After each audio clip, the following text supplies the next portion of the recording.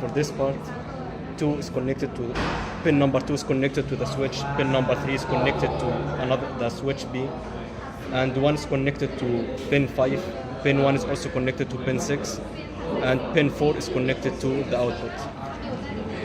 So for this one, since the IC is not working correctly, so I have to press it. So now you can see that the LED is not lighting up.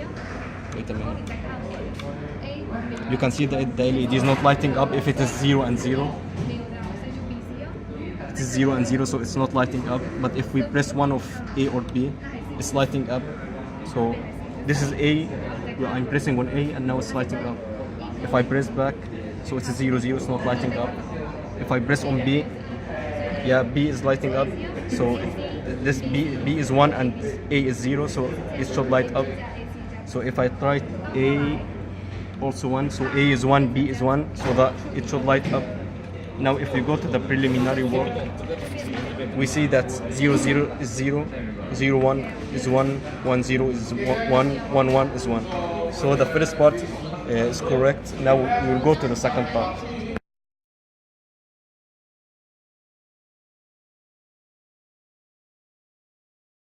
And today I'm going to demonstrate part 1B of lab 1. So there are 2 gates over here, NAND and NOR, and this is the NAND and this is the NOR, and these 2 are the inputs and this is the output. So according to the truth table for XOR, if A is 1, the output is also 1.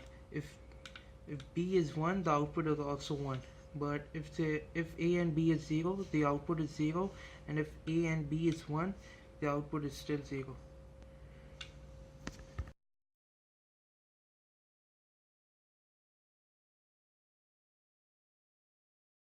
I'll be explaining part 2 in lab 1.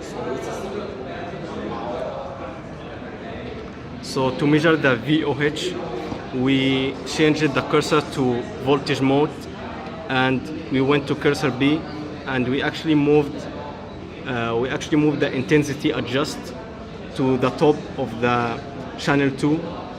So now now we got the cursor B as 3.36, and we did the same procedure for cursor A, and we got cursor A 3.28. So our VOH is 3.36 and our VOL is 80 millivolt. Now we will explain the TPLH and TPHL. So how to get TPHL is we changed the graph type to the high-end graph, and we changed the cursor to manual mode, and the type is time. So we got cursor A is negative 14 nanoseconds and cursor B is 12 nanoseconds. So the TPHL is 52 nanoseconds. So now let's change to TPLH and show you the procedure how we get TPHL and TPLH. So we press on auto.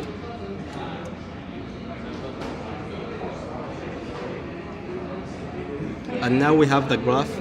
So what we do is change the graph to the low end graph. So now we have the low end graph. So now we just stop it. And we go to the cursor mode.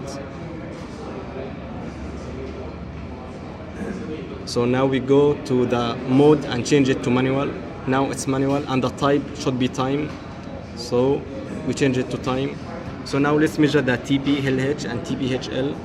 So we change the adjustment to the middle of the line. So now we are in cursor A. So we change cursor A to the middle of the line. And we got cursor A to be negative 32 nanoseconds. Now we go to cursor B. So again we change it to the middle of the line. And we get cursor B to be 4 nanoseconds. Actually it is 4 nanoseconds, and the TPLH is 36 nanoseconds. And so to get the TPHL and TPLH, we divided by 4 since we connected 4 NAND gates in a series of inverters. So that's it for my part. Thank you. Got the typical TPLH to be 9 to 18 nanoseconds, and the measured TPLH to be nanoseconds, which is exactly the minimum of TPLH. And we got the TPHL to be 13 nanoseconds, which is within the range of 9 to 18 nanoseconds. And the VOH we got for the typical is 3.3 volt, and the measured we got 3.36 volt, which is almost so close. And the VOL we got 0.1 volt for the typical and 0.08 volt for the measured, which is also so close. So the agreement or otherwise between measured and expected results is there is a small range of propagation delay possible, which is maximum is 27 nanoseconds at maximum temp at 4.5 volt. So that's it for my part. Thank you.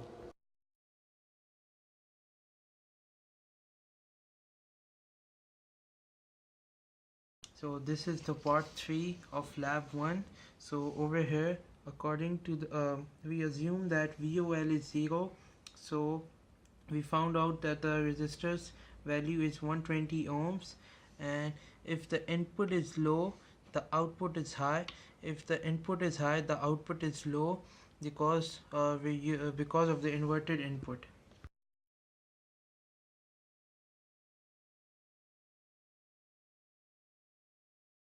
So I'll be explaining part 4 in lab 1. By using the kernel maps process, we managed to come up with this circuit in part 4.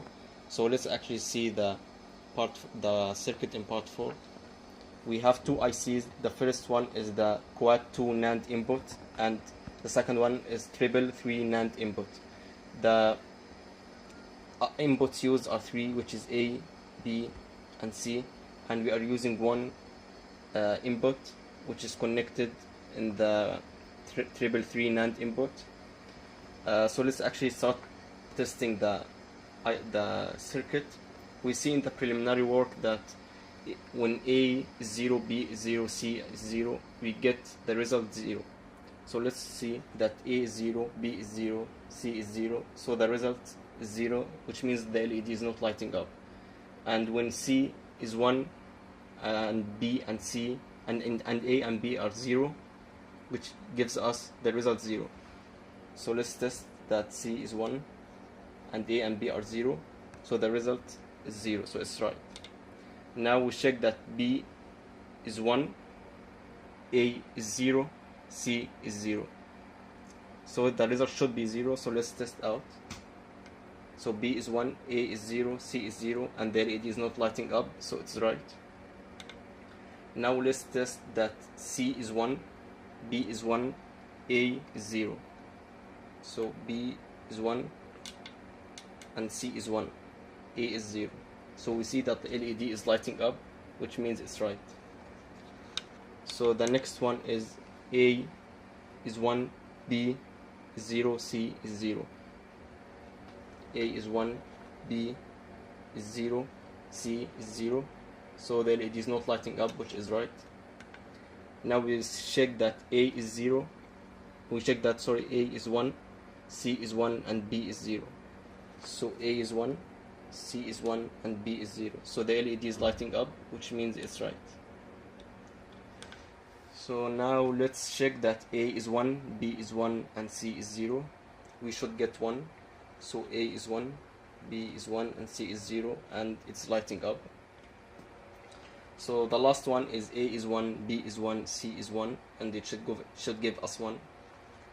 So A is 1, B is 1, and C is 1, and it's lighting up, which means that all of the answers we got is actually right with the actual experiment.